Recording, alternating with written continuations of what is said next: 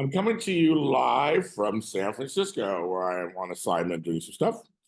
And I'm sorry, I got a text, and I'm like something that somebody's saying that is all coming in, that a legend has passed, and that is Phil Donohue. And I feel like it needs to be celebrated. This man who actually literally changed the face of daytime and the audience.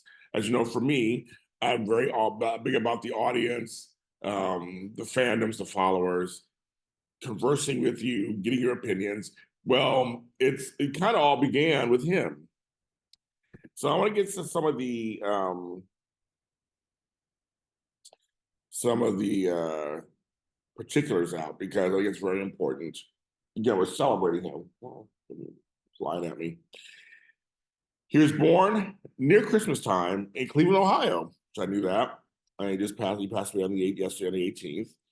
He was with Marlo Thomas, his wife of like 40 years, 40-something years.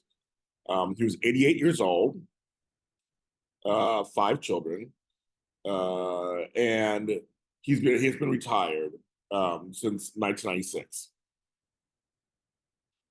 His show ran for nearly 30 years. And I remember as a kid, if I was home or a teenager, we watched the show. I watched it. And he talked to, I'll be looking at the rest of it because I know his story. He was somebody who was compassionate. He was a different kind of man on television. He wasn't stuffy. He wasn't super controlled. He felt emotions. Oprah says, Oprah was a cross between Barbara Walters and Phil Donohue. She even says that. But he was the one who took a microphone and brought out to the audience, literally, and would have them give opinions, ask questions. His whole running around, that's him. That's how it started. It was him. It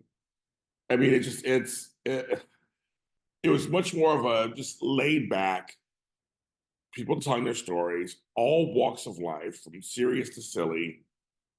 And he was a pioneer, literally a pioneer. I loved his style.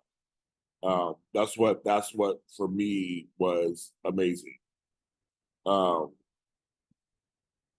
He stood for stuff, which is why he retired. So he said in many ways that there were certain things he didn't agree with out there in America, and he stopped. The thing about Donohue was that he talked to soap stars, he talked to gay people, he talked to women, Black folks, white folks, wrestlers. He talked to everybody. And I think there's some young folks who probably don't know who he is, don't even know but anybody in my hosting profession should know who he is and should be mourning the loss today of this pioneer and should be speaking of his name.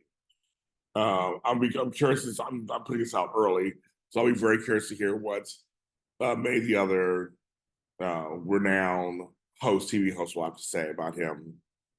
And my heart goes out to Marlo, his kids, and anybody else who loved and knew him. He lived a rich life. 88 years old is pretty good. He did great. And here at Daytime Today, we salute you, Phil Donohue. And in the coming days and weeks, I will probably be doing some more mini tributes, like maybe some of my favorite shows of his, things like that. Again, it's a big deal. This is a really big deal for television history, for daytime history, period. Rest in peace, Phil Donohue. Until next time.